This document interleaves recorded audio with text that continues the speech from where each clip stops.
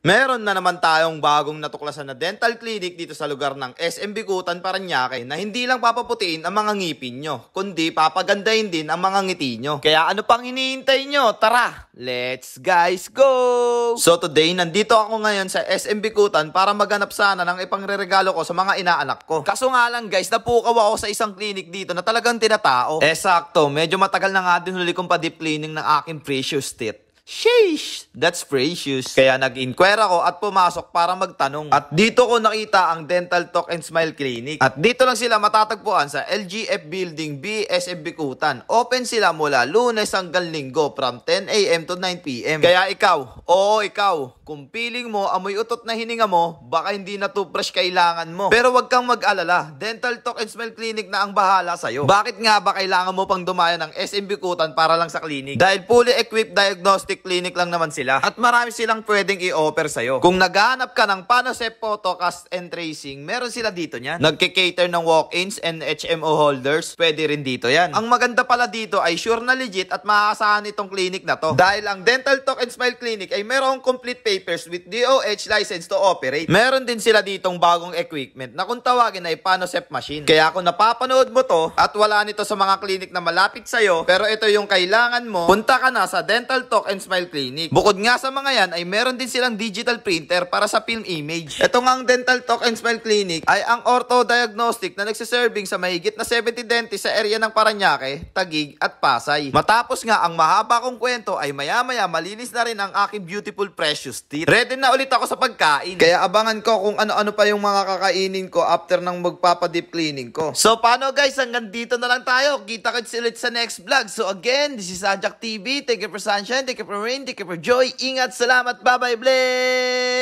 Hi! Thank you for coming! See you again! Ano ito, i-focus mo to.